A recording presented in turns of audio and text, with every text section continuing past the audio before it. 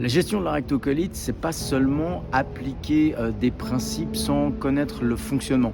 Moi, ça fait des années que je vis maintenant absolument dans une rémission durable, je prends aucun médicament et je gère complètement ma rectocolite sur le plan alimentaire et sur le plan comportemental et émotionnel.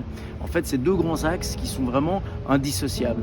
Si tu mets pas de la connaissance et de la compréhension sur ton fonctionnement, ça va être très difficile parce que tu peux faire que sur le plan alimentaire.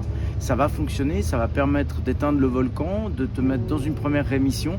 Mais si tu veux l'installer dans la durabilité, il faut vraiment mettre de la connaissance sur tes fonctionnements, sur ta manière dont tu fonctionnes au niveau émotionnel et surtout comportemental. Les maladies qui sont chroniques, ça veut dire qu'elles reviennent, ça veut dire qu'elles induisent aussi un comportement qui est récurrent. Nous, dans la formation rémission durable, ce qu'on fait, c'est qu'avec les gens qu'on accompagne, on les accompagne pendant une année, c'est vraiment d'arriver à mettre de la conscience sur les différentes étapes qu'ils doivent traverser pendant 12 mois. Parce qu'une fois que ta rémission s'installe, celle-là, on peut l'installer relativement facilement, mais c'est comment l'installer dans la durabilité.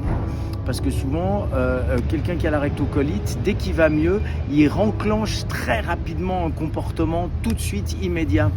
Et l'idée, si tu veux vraiment te débarrasser de ta rectocolite dans le sens de la gérer, de la rendre silencieuse, tu peux pas espérer toujours mener ta vie d'avant, parce que ta vie d'avant, c'est celle qui t'a mené à la rectocolite. Donc ça veut dire que tu dois fonctionner différemment et mettre de la conscience et de la connaissance. Et je pense que ça, c'est vraiment deux éléments clés. On en parle beaucoup sur la chaîne YouTube, d'ailleurs, de Petit Lara, où vraiment on axe notre travail sur l'alimentaire, ça c'est certain. C'est vraiment la stratégie numéro 1 pour éteindre l'incendie. Et puis, d'un autre côté, vraiment la gestion comportemental et émotionnel. Le stress, ça veut rien dire. S'imaginer que tu auras une vie sans stress, c'est un mensonge.